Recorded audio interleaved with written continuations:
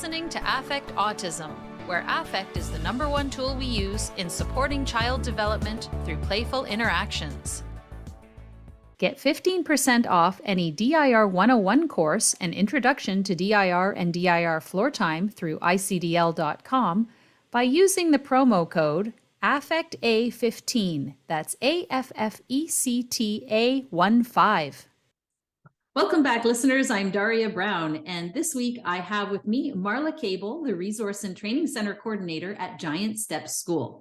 Giant Steps is a developmental approach, individualized private school in the public interest in Montreal, Quebec, with approximately 100 students aged 4 to 21 with an autism diagnosis. They have both English and French instruction, and students are grouped by age clusters. Their school was even visited by Dr. Stanley Greenspan in the early days, and they are now in the process of building their new facility that will open in the summer of 2023. Welcome, Marla. Thank you for having me. Well, I'm so excited to have you because it's rare that, first of all, that I get to interview fellow Canadians on the podcast. So that's #1, what I like. And #2, to be able to really get more information about another school that's specific for kids on the spectrum is wonderful, especially in Canada. So I'm so excited to hear about it.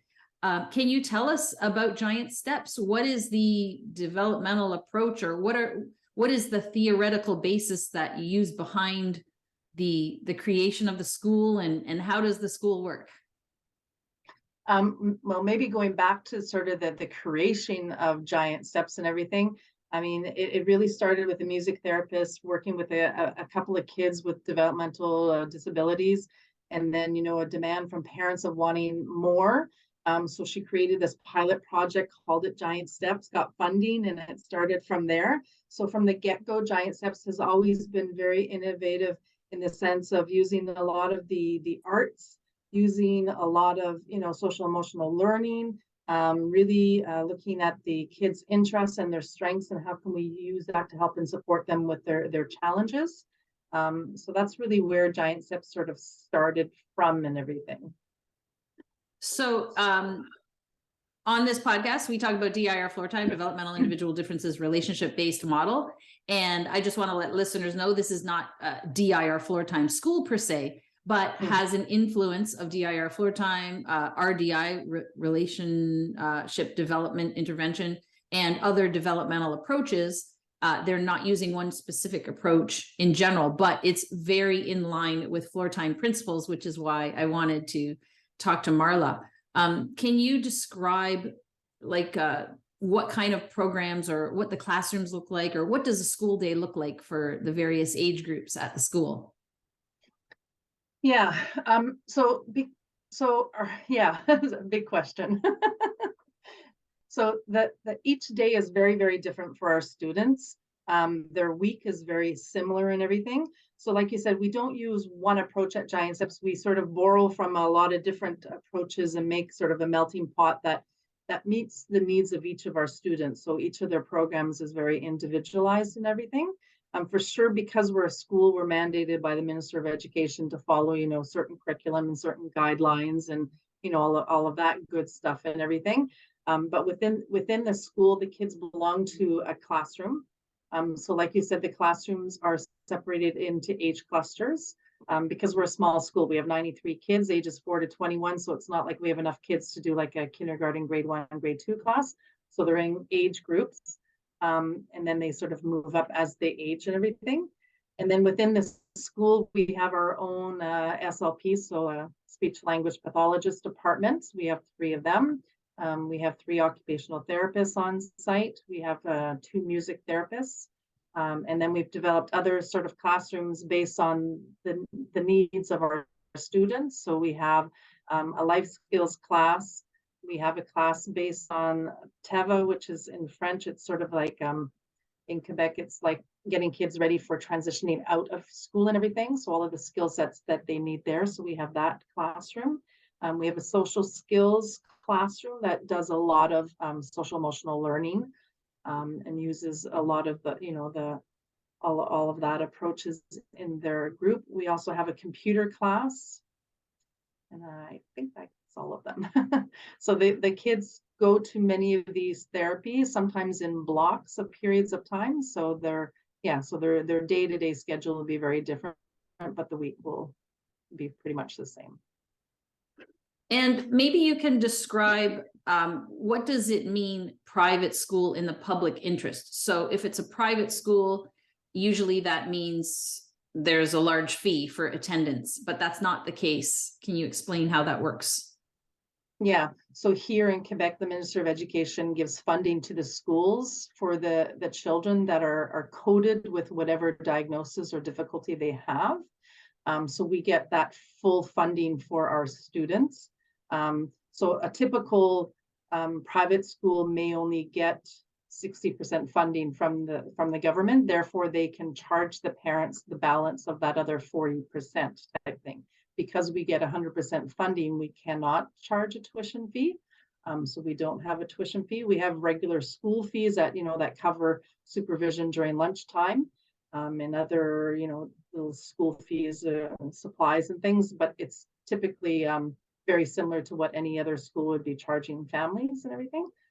But because of our high ratio and because of all the different therapists and specialties that we have in our school, for sure what money the government gives us doesn't cover our costs. So we do have a very active foundation that's constantly fundraising to find the balance of that money that we need. And I want to talk about that later in the podcast. So we'll talk about that fundraising when we talk about the new facility that's coming. But in terms of you mentioned a high ratio. Can you talk about the ratio of student to adult? Sure. So in the classroom, there's anywhere between 8 and 12 students, depending on the age and the needs of those students of that classroom. And then each classroom has a certified teacher in charge. And then there will be 1 to 2 educators and then 1 to 2 attendants as well in the classroom. So there's generally about 4 staff in each classroom. So the ratios are quite good as well. So long time ago, Giant Steps had a one-on-one approach. So every student had an educator, but it was just financially it just wasn't doable to maintain that long-term. So the certified teacher is the classroom teacher. And then you mentioned the other 2. Can you describe a little bit about those professions? So our educators, many of them come from a background from our CEGEP program, our college program here in Quebec, from a program called Special Care Counseling. So it really is a program that teaches people how to be educators with a variety of different clienteles. So they're learning on how to support clientele as far as in their learning process, in their autonomy, dealing with challenging behaviors and all that kind of thing. So many of our educators come from that background. And then our attendants, on paper, they just need to have a high school degree and some experience with autism, but I must admit that our staff are highly trained. A lot of our attendants want to be educators, so they may have the expertise and the education to be an educator. There just isn't a spot available for them. So they're willing to be an attendant in waiting for an educator position. So our staff are really well trained and knowledgeable when it comes to autism.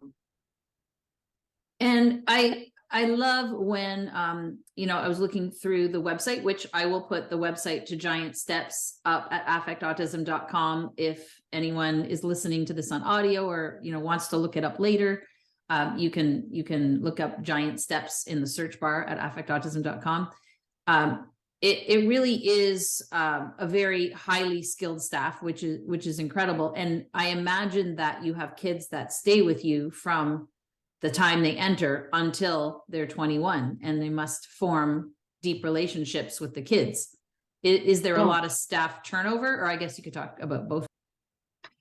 Yeah, so a little bit of everything. So as far as our students, we do have an inclusion program at Giant Steps that we didn't talk about. So Giant Steps really believes that any individual that can be in an inclusive environment should. So we've always had, Giant Steps has been around 40 plus years, and we've always had an inclusion program whereby our kids go out into a regular classroom in a school in their own neighborhood. with one of our educators to practice to be in a regular classroom, with the hopes that they will learn strategies and supports and be ready to transition back into the school board without us and everything. So that's always our hope. So on a year-to-year basis, we may have a couple of kids that were able to transition out, so they stay with us. They may just stay with us for a period of time. Then we have other kids that do stay with us their entire, if we want to say, school career, so ages 4 to 21 with us, I think. So for sure, those kids that stay to 21, you know, if the staff has been here that long too, they definitely create a very strong connection with staff and everything as well. So, and then I forget what the second part of your question was. Oh yeah, staff turnover rate. Oh. Yeah, I think any agency, they typically say that the life expectancy of an educator in a facility is about 5 years. So I would say that we have a huge clunk of staff that have been here 15 and more years. And then we have a big clunk that have been here, you know, 5 and less type thing. So, and I think that's good for an agency to have both senior staff, junior staff, because the senior staff come with their expertise and their knowledge that they can share with the newer staff. The newer staff come in with new ideas and new experiences and different ways of thinking, which can be really beneficial to an agency as well. So, yeah. Right. And I just wanted to share my screen for those watching on YouTube. You can see it if you are on audio. It's giantstepsmontreal.com. And I'm just showing their website that you can look up. I wanted to ask a little bit about the English French. So is it a bilingual program, or is it some kids are learning in English and some kids are learning in French, or a little bit of both? Giant Steps is not a bilingual program. The kids are really taught in their mother language. So we have an English sector and a French sector. For sure, within Quebec, kids do need to be learning the opposite language as a second language. So we do take care of that as well. But the children are taught in their mother language and everything. So the kids that are coming into the English sector do have to have a special paper from the ministry showing that they are allowed to be educated in English. And I imagine there's a very high demand for people to be in your school. How does that work? Because Montreal is a very large city and you only have 93 students. Is there a large waiting list? How do people get into the school? Does it have to be in their school district? Or there's so many different ways it works with schools and across the United States and different provinces in Canada. Yeah, so 93 spots, and from 1 year to the next year, because kids come in and take up that spot, and it's not like a kindergarten class, they all move up and then you can move all those kids in. So each year it differs, you know, we can have anywhere from 1 to 10 spots available each year. So each year we kind of survey our families to see who's coming back, who's not, who's aging out, so 21 and plus. Who's transitioning out, so then we know how many spots are available. And then we look at the files that are waiting and, you know, try and figure out who fits the age bracket for the classroom that has a spot available and for the language of instruction. And then we typically invite in around 3 kids for every spot available. And we have a multidisciplinary team that evaluates the kids and then determines who we think would best fit our program and that we would be able to offer them the best support possible. So that's really hard on the team to make that choice and everything. So families can apply directly to us. We do have to have an interboard agreement for transfer of funds and for accessibility to busing and to do our inclusion program. So, you know, we have on average about 350 families hoping, crossing fingers that they'll get into Giant Steps and everything. And that was one of the main reasons why we created our resource and training center, was that we recognize that the majority of families will not benefit from sending their child to our program. So we wanted to at least offer something else to families to help and support them, because we know families are on multiple wait lists, you know, left, right, and center. So what can we do to help and support that greater community? So let's talk about this resource and training center. What is it? So when I try and describe the resource and training center, I say we have 3 mandates.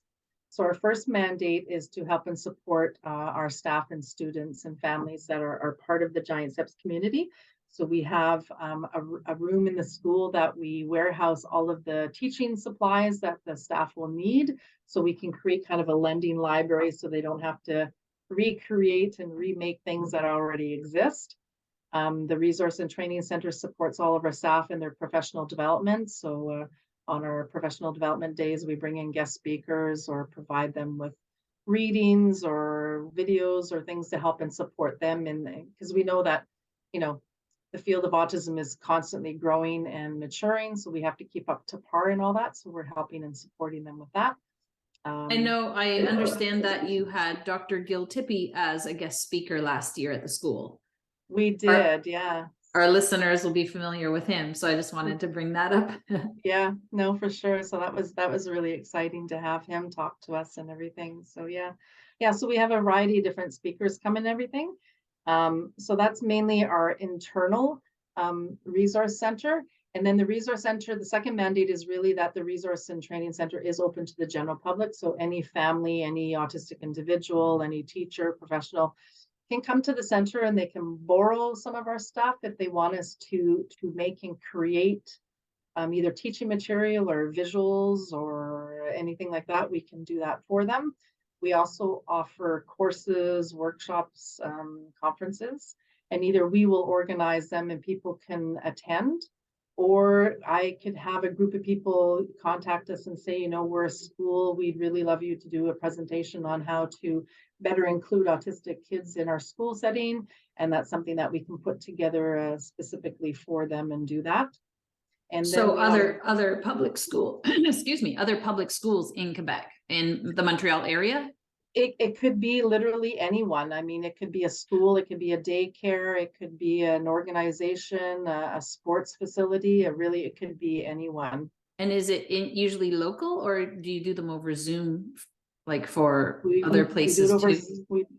We do it over Zoom, and we can travel too. So last week I was in Quebec City for a week supporting a school up there.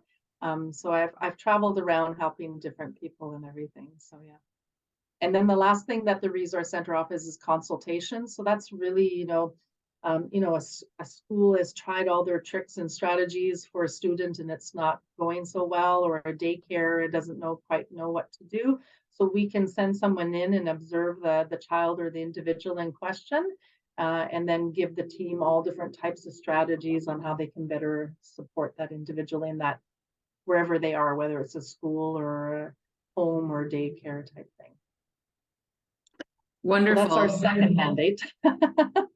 And then our third mandate is really a social mission. So we really recognize that we have a lot of expertise to share. So we want to help and support communities and cities to make sure that not only are they understanding what autism is, but how can they be more inclusive and welcoming to all individuals, especially those with autism.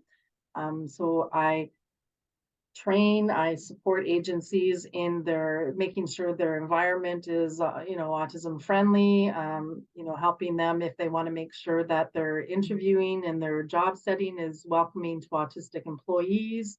So it's really quite vast and everything. And the list has been it's been growing of who I've been helping and supporting. So anywhere from, we've done a lot of work with police officers, firefighters. We've done work with museums, theaters, orchestras, community groups, swim instructors, skating instructors, and the list goes on. We also do a huge project every year with the Montreal Airport, where the families actually go through the whole process of flying and traveling. So they're with us for about 5 hours at the airport. We actually board a plane and do that whole experience. Just to sort of signal to families what part of flying is challenging for their child, so that they can be better prepared for the actual travel day. That is incredible. Yeah. I imagine that most of these trainings and consultations you do are in French because you're in Quebec. Mix. I do English mix. and French. So depending on what the client asks for, we can do that. Yeah. Okay. And we did an autism Affect Autism podcast with Culture City out of the United States a year ago. And a lot of what you're talking about reminds me of what they're doing at Culture City out of Alabama, where they're training police officers and they're training staff at large sports events. They provide sensory rooms and sensory equipment for people that come in, and they can identify themselves with staff before they go to a hockey game, for instance. And they gave the example of, 3 goals in 4 minutes or something. And if they see someone getting overwhelmed, that the staff can spot that sensory meltdown. And so it really reminds me of the kind of work you're doing, which is incredible, because I didn't realize that was going on. I wish we had more of that happening in Toronto. Yeah. Did you have some eye-opening experiences or stories that you're comfortable sharing about people and their, what they learn and the light bulbs that go off when you do these trainings? So maybe a couple of things. So one thing that came to mind is we did a huge program with the first responders. And if you go on our website, the program is there and it's free and anyone can download and use it. And the police officers, it's actually on their national network as far as the training. So any police agency in Canada can access this program that we've put together and everything. But in putting together that program, one thing that really stood out for us was that we were trying to make it that the police officers change all of their behavior to help and support autistic individuals. And then we realized that the police officers have their own mandate and everything, and that sometimes as general public, we're not entirely aware of their rules and what they have, their guidelines. So that was really eye-opening to us. So when we did the first responder project, we then made a section for them, but we also made a section for teachers so that they know what information they should be teaching their own students. Then we made a section for parents so that they know what information they need to help and support their children. And then another section for autistic individuals themselves, because we really need to come together sort of as a community. So we need to know that when we're teaching autistic kids that, when you're in an emergency situation and police officers are involved, well, what are the type of behaviors you should and shouldn't be doing to keep yourself safe, right? And the same thing for the police officers. What should you be doing to be supportive so that it doesn't deteriorate into a situation that we don't want it to go into and everything? So that's been really eye-opening for us. But I think in training the police officers, they've had a lot of aha moments of, I think the general public has this ideology of what they think or what they know is autism. And then when they learn the vastness of it and how each individual is so different, and the strengths that come with autism too, that's really eye-opening for a lot of people as well. And that was something that came up as I was training the Montreal Symphony Orchestra. A lot of their workers were saying, wow, what I thought was autism isn't that at all, and that you've really taught me that it's so much more and everything. So that's been really rewarding. Yeah, there's so many myths out there. I've had a podcast with some self-advocates about, the myths of autism and how, they're, now it's moving more towards the neurodiversity movement, saying, there's more neurotypes where you might have an autistic brain, but then there's co-occurrences. So everybody sort of branches everything under autism, and it's the stereotypical child flapping their hands and meltdowns, and whereas it can be such a range of different things. So it's amazing to hear about the work you did.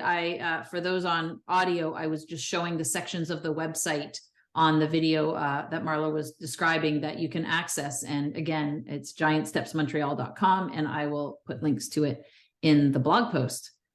I'm really eager to hear about the other section on the website under the foundation tab where you do fundraising, because fundraising is always such a huge challenge for, organizations that are trying to provide, we're always looking for funding, and you guys have done such an incredible job of fundraising. And do you want to talk about that a little bit, and then we'll get into the new center that's opening up? Sure. Well, hats off to our foundation, because they do a phenomenal job. to cover our costs, they're raising about $1 million a year. So how they do that, it's just like, and they've been able to continue doing that during the pandemic and everything, which is really incredible. So, I mean, the foundation isn't doing like little cookie sales, right? They're doing some pretty massive campaigns to bring in that money. Every year we have a large auction. So we auction off items and everything. So that's a major event. So yeah, so I mean, we do have companies and patrons that have been with us a very long and are very loyal and very generous to us and everything, and we thank them immensely.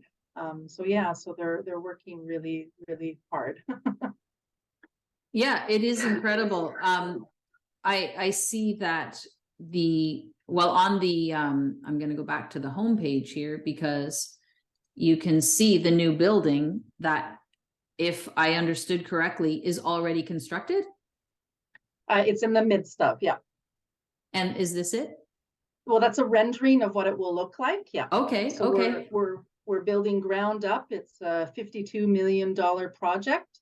Wow. So the foundation has had to raise a little bit more than half of that. Wow. And they've done this all during the pandemic. So like I said, I mean, phenomenal team and everything. So yeah, so we're very excited. It's like a huge undertaking for us. So what is going to change with the new center? So Giant Steps is currently in one area just west of Montreal, and they're moving to more of a central location in Montreal to a new building next school year. And Yeah. so can you describe what the new center is, how it's going to be different and similar? So everything's going to change and everything's going to stay the same. So what we're doing is, with the new center, it will have 4 pillars in it. So the first pillar will definitely be our school. So we're going to increase our student body from 90 to 120. So we're still looking at, will those be more French classes, and how many, and what that will look like, and what age groups and everything. So that's expanding. The resource and training center will also be expanding to include kind of like a community-like center. So we're hoping to offer more services and support to families and individuals on, in the evenings, on the weekends, during the day. How can we respond to the needs of families and autistic individuals? So that could be anywhere from, renting out a gym. It could be offering, more parent courses or sibling classes or social events. So that will be all published very soon. And then we've partnered with the researchers and the universities to have sort of a research living lab on site too, so that they'll be able to do research that will impact how we support our students and everything. So that's exciting as well. And then our 4th pillar that we're really proud of is we're really developing adult services, so an adult program, because we know that as our students age out of the school system, supports and services for autistic adults are few and far between. So we want to develop that and everything. So I have a question about the last 2 points that you made. So the research center, will this be students that are currently at McGill or Concordia or like other local universities coming in and using the school population with consent, of course, as research subjects in social science kind of research? Or what kinds of setup will it, what kind of setup will it be? Yeah, I don't want to talk too much about the details, because we haven't actually published all the details, but Okay. kind of like that. Yeah.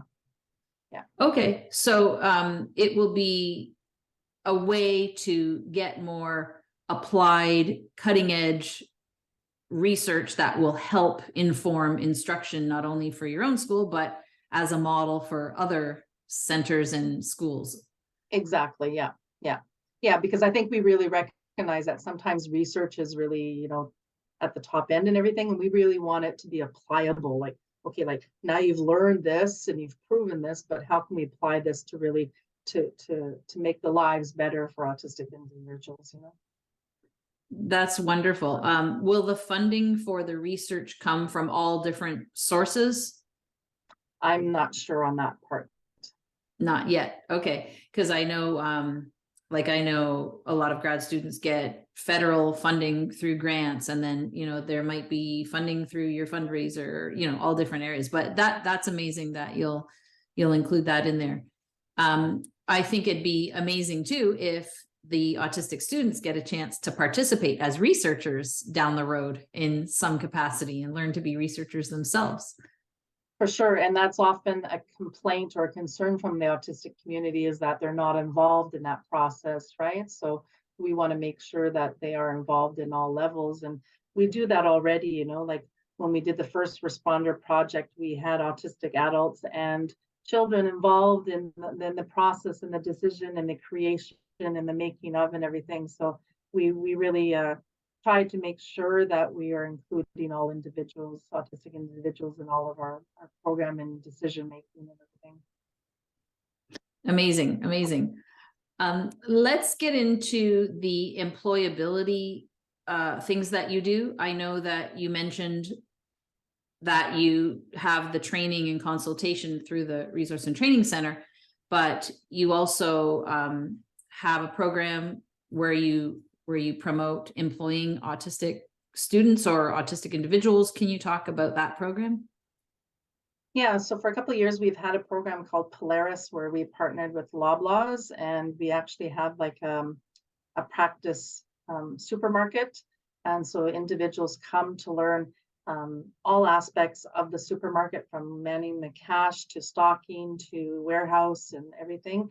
And our goal was really to work with Loblaws so that they teach the skill sets to autistic adults, so that eventually they actually could be hired on as full-time employees with regular benefits and salary as any other individuals would in their enterprise. So we've been doing that. We've been working with a couple of hotels here in Quebec as well. So they've started to hire autistic employees as well. And now we're beginning process with Saint-Hubert, which is sort of a chicken restaurant chain and everything as well. So our goal is to help agencies, just have the knowledge and the skills so that they can hire autistic individuals as a regular employee and everything, right? And I love that you said hire them as any other employee, as opposed to like, oh, we're going to get government funding for hiring a quote unquote special needs person or person with disability, and instead, be included as part of the staff. So that's amazing. Do you find that you get feedback after they've been employed for a while? Do you hear much feedback from the organizations that you've worked with in the tourism industry or in the grocery store? Yeah, I think the employees and the sort of the bosses of those agencies are impressed. I think they're blown away. I don't think they realize how successful it could be. If a few modifications or accommodations are given to employees, the employees themselves, I mean, they're so proud, and their quality of life is so great because of the experience. So I think everyone ends up benefiting from the program and everything. Is there anything else about Giant Steps that we haven't covered that you really want to highlight or share? Well, I mean, we're not limited to Montreal and Quebec either, right? I mean, if someone else is in another province or another country and wants our help and services and support, we're open to doing all of that and everything. We don't want to keep everything for ourselves. We really believe in sharing. I mean, one big reason we take in a lot of interns from a lot of universities and colleges doing their internships with us and everything, because we want to teach, right? And we know that the more we teach, then that filters out and helps in support and everything. So I guess the other big thing that we do through the Resource and Training Center, we partnered with the World Health Organization, and we offer what's called the Caregiver program. So it's a 9-week program for families with young children, whether they're diagnosed or not. And we teach them different strategies throughout this 9-week program and help and support them through phone call check-ins. And we also do Zoom Zoom home check-ins too, to coach them and guide them and help and support them as well. So that's something else that we're really proud of as well. And is it a separate staff that provides that coaching? Or is it the staff of Giant Steps, or do you have, a separate team that does coaching specifically for that program? So far, it's Giant Steps staff that are doing that. The goal of the program eventually is to have kind of a master trainer and then facilitators so that we can train more people. Right now, Yukon, Autism, and myself through Giant Steps are offering the program and everything. But yeah, we're hoping to train more people so they can help and support more and more families. So, and it is a free program. There's no charge for families to attend this program at all. Incredible. I imagine it's such a help for people, and there's such a demand for it. So, well, wow. I mean, it's filling that gap because families are always on waiting lists, waiting for services and support, right? So that's why this program was really created, that you don't have to have a diagnosis. You just, your child is struggling and has challenges, and you want, as a parent, to have strategies on how can I help and support them, like how can I help them develop a communication system? How can I help them learn skills for everyday living and everything? So we really help in that regard. So. And I love that you're using social, emotional, sensory approach for all of those trainings versus a behavioral approach. I think that's such a positive move forward compared to a lot of the services that we have here in Ontario, for sure, but everywhere. Thank you so much for everything that you guys do, and for sharing all of this information with us. It's really incredible. I think that it can be a model for other schools for sure. And hopefully this podcast will reach people that, you will inspire to do similar types of things. I know that funding is always the major issue for everybody. So the fact that you guys are so successful at your fundraising is really incredible. Yeah. It sounds like you are an extremely busy person on top of multiple projects, doing amazing work for the autism community. So thank you so much. Listeners, check out affectautism.com under Giant Steps for links to everything we talked about. And hopefully we'll be in touch again. Marla, I'd love to keep track of what's happening at Giant Steps, and it's just sounds like a wonderful place that I wish you had hundreds of more spots for all of those people on the wait list. Me too. Thank you so much. Thank you so much. Have a nice day. You too. Until next time, here's to choosing play and experiencing joy every day. We Chose Play is a new series documenting my family's floor time journey. You can see the preview on YouTube, and you can register to watch the extended trailer for free at affectautism.com/play, or just go to wechoseplay.com. With each episode, you'll glean insights, tips, and reflections, what I learned and what I know now that I would tell myself back then along the way. I hope it will support caregivers in their floor time experience. We chose play. We have joy every day.